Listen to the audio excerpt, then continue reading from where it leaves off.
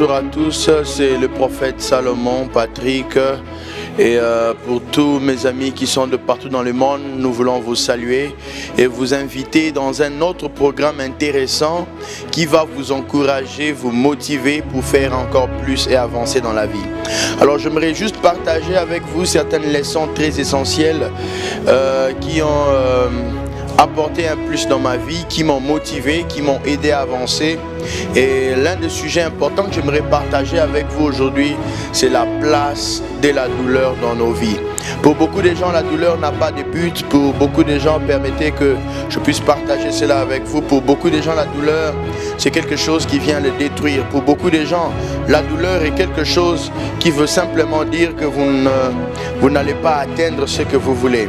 Mais en réalité, tous ces concepts sur la douleur, c'est que les gens ne réalisent vraiment pas que la douleur peut être positive dans la vie d'une personne. La douleur peut forger une personne. Et la douleur n'a jamais été l'ennemi d'une personne. La douleur n'est pas ton ennemi. La douleur veut simplement indiquer qu'il y a quelque chose qui ne va pas avec toi.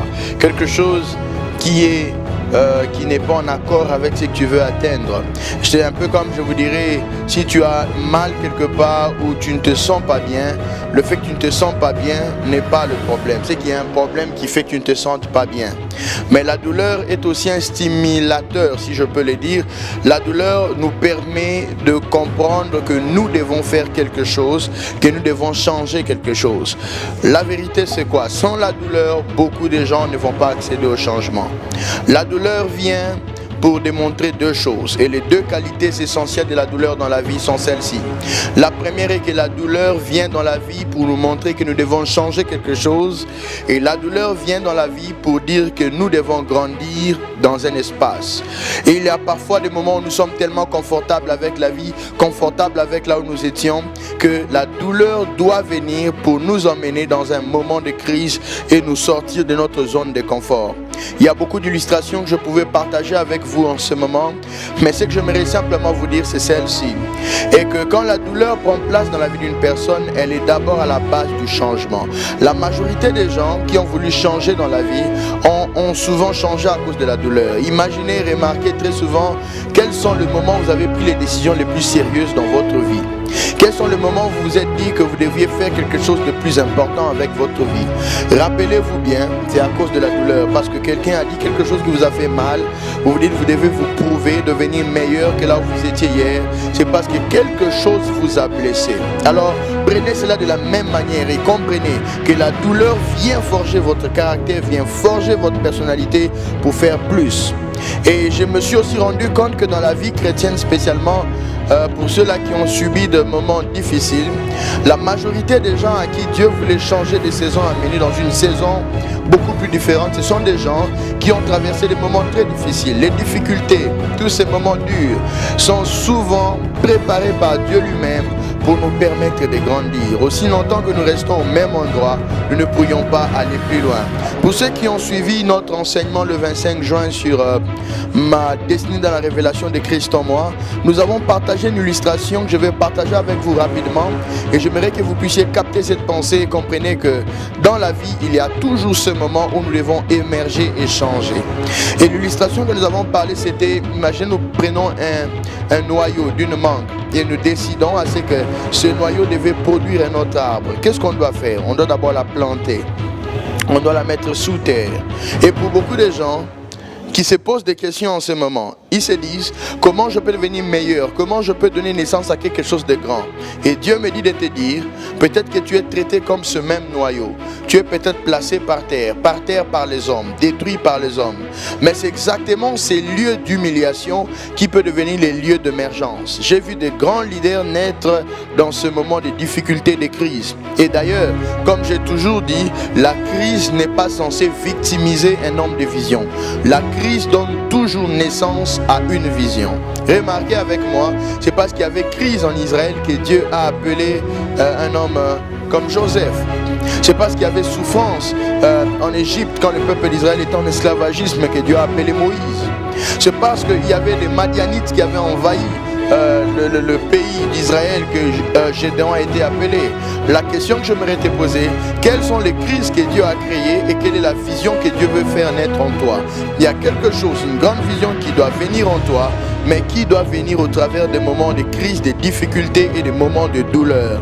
Et crois que ce moment sont en train de forger les meilleurs de la personne que tu es. Moi-même, personnellement, je peux vous dire que les plus grandes choses qui m'ont motivé dans la vie sont les choses qui m'ont fait le plus mal. Nous connaissons tous ces dictons qui disent ce qui ne tue pas nous rend plus forts. Et c'est vrai, en réalité, les moments de douleur construisent des forces en nous. À tout moment que tu surmontes quelque chose de difficile, c'est là que tu testes ta force, tu testes ta capacité par l'adversité. Et j'aimerais que tu comprennes, très important, ce point que nous avons souligné. Nous mettons d'abord le noyau par terre, mais quand nous le mettons par terre et ce noyau est sous terre, il doit être piétiné.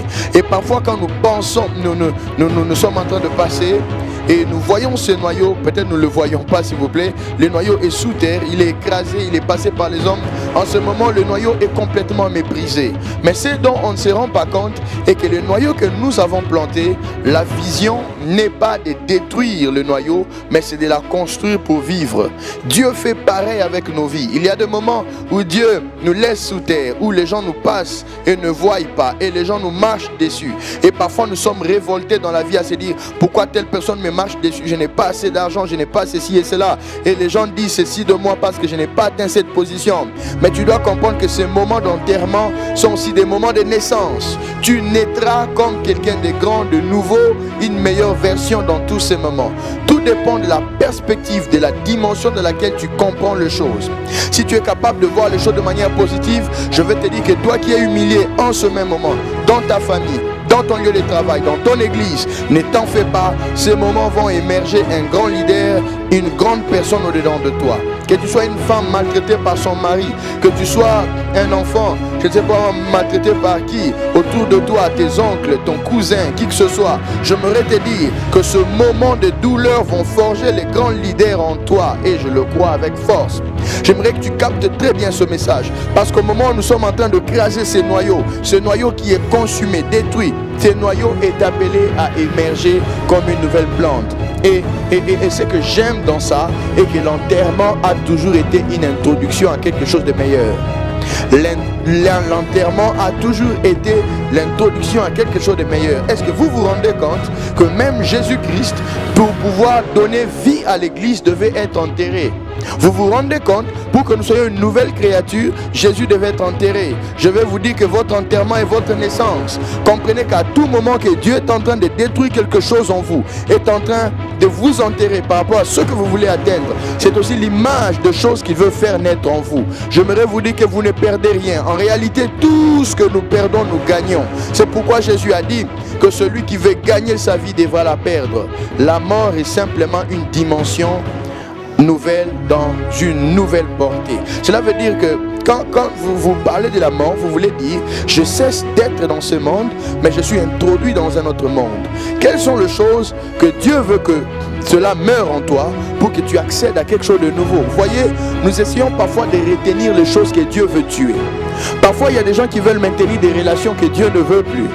Et il y a des moments où nous nous demandons pourquoi telle personne m'a quitté avec douleur. Tu te demandes pourquoi la mort, pourquoi telle chose est arrivée. Si tu regardes les choses différemment, Dieu veut introduire une nouvelle personne, une nouvelle portée, un emploi nouveau. Mais toi qui as perdu quoi que ce soit, comprends que ce moment de perte sont aussi des moments de naissance. J'aimerais qu'au travers cet enseignement sur la douleur dans ta vie, que tu saisisses que plus tard dans ta vie, il y a quelque chose de glorieux qui arrive. Et je le déclare, et tant que prophète de l'Éternel, tu monteras, tu avanceras par les difficultés, par la douleur et les réalités qui sont en train d'entourer ta vie. Et aujourd'hui, c'était simplement une motivation que je voulais partager avec vous. Et j'aimerais simplement que chaque jour de votre vie, que vous ayez foi en Dieu, que ce moment ne vous détruise pas, mais ce moment vous construise. Bienvenue à votre nouvelle vie. Je vous introduis par la mort. Que Dieu vous bénisse. Soyez bénis, plein de bonnes choses dans vos maisons, et à nous revoir pour la prochaine édition où nous allons encore partager à fond sur certains éléments qui vont nous aider à avancer. Que Dieu vous bénisse. Merci beaucoup à Glody Zeba qui est toujours là et à World Vision Business Vision. J'aime ça. J'aime cette équipe merveilleuse. Hein? Que Dieu vous bénisse. ISM, toute mon équipe, que le Seigneur soit avec nous. Et de même au RJC, je vous aime beaucoup. Que la gloire de Dieu soit répandue dans nos maisons, partout là où nous sommes. Amen. Merci.